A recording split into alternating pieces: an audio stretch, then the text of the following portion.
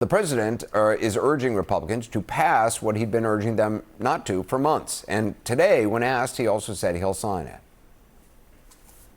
So I'm for any, I don't, they can do whatever they want. You would sign it. We'll give them everything. Sure, I would. Let the Senate look at it. Let anybody look at it. But don't talk about it too much because honestly, I don't want to take it away from us. It's really a Democrat problem. The Democrats were Epstein's friends, all of them. And it's a hoax. The whole thing is a hoax. He did not say whether by hoax he meant that hundreds of girls and young women were not, in fact, recruited, groomed, trafficked, and abused by Jeffrey Epstein. He did not mention them at all, even though the Justice Department back in July, his own Justice Department, reaffirmed that Epstein harmed more than 1,000 victims. Before hearing from Sky and Amanda Roberts, the brother and sister-in-law of Virginia Roberts Giuffre, I want to play a clip from a public service announcement out today from the advocacy group World Without Exploitation. I was 14 years old. I was 16 years old. I was 16. 17. 14 years old. This is me. This was me. This is me. When I met Jeffrey Epstein. Some of the hundreds of women who survived abuse at the hands of Epstein, they want all the Epstein files made public, something the president now says he wants too. I spoke up about it before airtime with Sky and Amanda Roberts. Sky, when you heard the president saying that he will sign this bill to release the files if it's passed by both houses of Congress, I'm wondering what you think, because he could just release the files, have them ordered to release them now. I think right now there's nothing holding him back from releasing them himself. It's certainly a switch in his narrative from what it was previously, right? I think he's been very opposing to this, calling it a hoax at many times, which is incredibly hurtful to us and so many survivors out there. And now he's reversing course in the sense that, maybe it's the ploy of like, oh, you know what? There's nothing to see over here anyway. Let's just support it now, right? Like, now I can just say that I've supported this the entire time. That's not the reality. Reality is he's given so much pushback to this point, and like you said, Anderson, if he really wanted to do it, he could do it today. I mean, I would challenge him to say, why should we even go to a vote tomorrow if the reality is that you could just flip a switch? If you truly supported it, then just release it now. And Amanda, I understand, I mean, obviously the House is expected to vote tomorrow. I understand you're going to go to Capitol Hill with survivors and others. What do you hope to? What message do you hope to send? Oh, this moment is bigger than one singular event. This is a large thing for survivors everywhere, not just of Jeffrey Epstein and Ghislaine Maxwell, but every single survivor of abuse, sexual abuse, trafficking. It is a moment to say that we see survivors, we believe them, we will stand with them, and as people in power, we will look to change. And so that's what we really hope to accomplish, is to reach our elected officials on another level, on the human level, remind them why they ran for office in the first place, and that is to represent us, their people. And I think it is so globally large now that people are listening when they weren't listening before, and it's a bittersweet moment because we wish that Virginia was here to see this. This was everything that she worked for decades.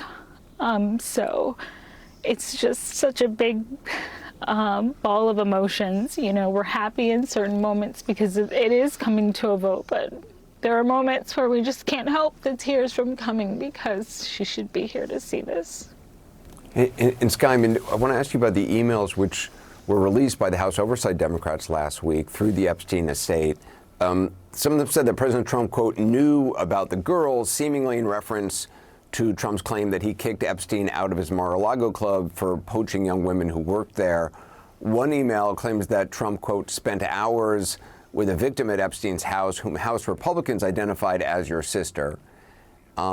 When you read that and heard that that's who the victim was that was noted, I'm wondering what you thought, because I know that your sister never implicated the president of any wrongdoing in her book or public comments. I think it's very much twofold, Anderson, because like you had noted, no, she didn't. She always said that he was nice to her, but not necessarily like that he wasn't around Epstein, that he couldn't have been implicated in another way, shape, or form. I think that'd be naive to say, because it would take away from another survivor's story potentially that would come forward, and they have their own experiences potentially with President Trump himself. I think the biggest opportunity we have here now is that the fact that he is named in these files, the fact that his name is being brought up well over, I mean, almost to an extent of hundreds, if not thousands of times in these documents. Anybody who is in these files should be thoroughly investigated to the fullest extent. And the problem is, and I think this is where the American people don't need to get confused, is because a lot of what they're getting is out of the estate right now. It's not necessarily out of the files that the DOJ has. It's out of the estate itself that they're summoning a lot of these documents. And Anderson, how careless is it for them to actually name and unredact her name when she's not here to speak for herself? Mm-hmm. I think it really did feel like a slap in the face. It felt like they were trying to vindicate President Trump in some way and say, oh, it's no longer a hoax because Virginia cleared my name. Mm-hmm. That's not the case here. She can't be used as a political toy. I think no survivor should be used as political toys, and we need to start respecting them and make sure that we are being, if they truly care, I mean, this is what they've ran their campaign on. They released the files, but also Speaker Mike Johnson has said, well, we have to make sure the names are redacted. That's why we haven't released the documents. Well, why is the White House and the House Committee for the Republicans releasing my sister's name when she's not here? That's a contradiction to what they're saying. I think they should fully redact every name for the protection of the survivors, including my sister. Sky, according to Democratic Congressman Jamie Raskin, a whistleblower told him that Ghislaine Maxwell is not only receiving special treatment in prison, but also preparing to file an application for a commutation. Do you imagine that might actually occur, that the president might actually do that? What would you think about that? It feels icky, Anderson. I mean, to put it in a very simple term, I think the fact that our president of the United States, meanwhile, let's just state it, the obvious, we have the king in the UK who literally took away his brother's titles and privileges as the prince. But our own president of the United States can't pardon or can't rule out a pardon for a convicted sex trafficking. I just have a really hard time with that. And I'm even disturbed just about her accommodations at this point. I mean, she's sitting in prison playing with puppies and eating meals that are being delivered to her. I mean, the guards are saying, I'm sick of having to do this. And so I think we need to ask our president at this point. I mean, he's saying now that he supports the files. Well, then can we ask him one other question and say, well, then let's just yes or no. Are you going to pardon Ghislaine Maxwell or not? Because it honestly is a slap in the face to my sister and to us and to all the survivors. It's a disservice to them. And I just, I put it in simple terms. It feels really, really icky and yucky at this point, thinking about her being back on the streets with other children out there. I mean, yours, my kids could be next. Sky and Amanda Roberts, I appreciate your time. Thank you. Thank you. Thank you, Anderson.